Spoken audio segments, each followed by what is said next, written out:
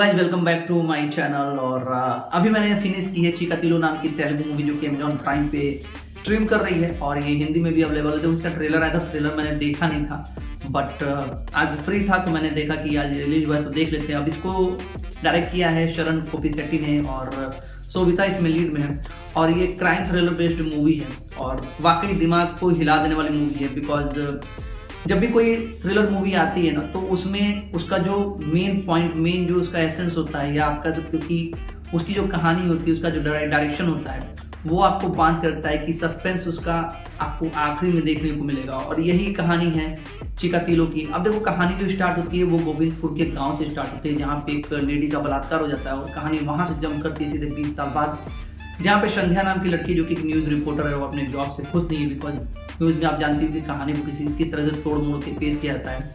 उसकी एक फ्रेंड होती है बॉबी जो उससे अक्सर कहती है कि भाई ये जॉब अब छोड़ दे और हम पॉडकास्ट शुरू करते हैं। और फाइनली संध्या वो डिसीजन लेती है, जो सोभिता जी है जो उसका किरदार निभा रही संध्या का, वो डिसीजन लेती है कि भाई चलो पॉडकास्ट शुरू किया जाए। बट सडन ही बॉबी का कत्ल हो जाता है, रेप हो जाता है और जब उसकी तहकीकात में संध्या इन्वॉल्व होती है तो उसे पता चलता है कि भाई जो रेपिस्ट है वो सिर्फ यही उसने रेप नहीं किया, ऐसे बहुत सारे मर्डर और ऐसे बहुत सारे केसेस जो हैं वो पहले भी हो चुके हैं। और संध्या उसकी तहकीकात में लग जाती है, वो गोविंदपुर जाती है, वहाँ तहकीकात करती है, बहुत सारी चीज़ें उसके सामने निकलती है, बहुत सारे केसेस सामने खुलते हैं।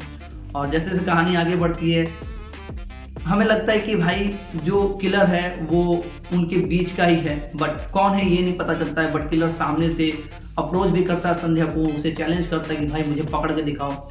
फिर संध्या कैसे पुलिस इन्वॉल्व होती है, कैसे उसको पकड़ती है, ये सारी चीज़ें दिखाई गई हैं। लेकिन सबसे ज़रूरी चीज़ है कि ये कहानी जब फिल्म में देख रहा था तो ऐसा कहीं नहीं लगा कि ये मुझे बोर कर रही है। ये पूरी कहानी आपको बांध के रखती है और जो थ्रिल है वो आपका कहीं भी कम नहीं होगा। बिकॉज जिस तरीके से स्टेप बाय स्टेप आप बढ़ते जाओगे, इस मूवी को देखते जाओगे, आपको ये मूवी कहीं ना कहीं ऐसा महसूस कराएगी कि भाई सामने जो कातिल है वो कत्ल तो कर भी रहा है और चैलेंज भी कर रहा है, लेकिन ये लोग पकड़ नहीं पा रहे हैं। मतलब बहुत बेबसी एक टाइम पे फील होती है। और हाँ, ऐसा कोई सीन नहीं है कि आपको वो बहुत ही इम्पैक्ट आपके ऊपर करे, नहीं ऐसा कोई सीन नहीं है। बट हाँ, ये कहानी आपको बांध करती है। और अक्सर ये होता है कि जब भी कोई क्राइम या थ्रिलर बेस्ड कोई मूवी होती है तो जो क्राइम करने वाला जो होता है, जो आप कह सकते हो कि वो आपके बीच से ही होता है। तो ये जब मैं मूवी देख रहा था तो मुझे लग तो रहा था कि भाई ये जो क्रिमिनल है जो इतना चैलेंज कर रहा है संध्या को, ये इनके बीच का ही होगा। लेकिन जब लास्ट में जब आपको पता चलता है तो आप शॉक हो जाते हो कि भाई वो कोई और नहीं, वो तो यही है जो इतना आम तरीके से रह रहा है। तो कुल मिला के मूवी आपको बांध के रखेगी, आपको एंटरटेन करेगी और मैं रिकमेंड करूँगा कि आप इस मूवी को जाकर देखो। बिकॉज डायरेक्शन काफ़ी अच्छा है, शरण पोपिसेट्टी ने काफ़ी अच्छे से इसे डायरेक्ट किया है और कहानी भी काफ़ी अच्छी है। तो जाओ देखो, एंजॉय करो। मुझे तो ये अच्छी लगी। अगर आपने देखी है चिकातिलो तो कमेंट करके बताओ और बाकी वीडियो पसंद है तो लाइक शेयर सब्सक्राइब। मैं आपको मिलूंगा अपने अगले वीडियो में, तब तक के लिए बाय।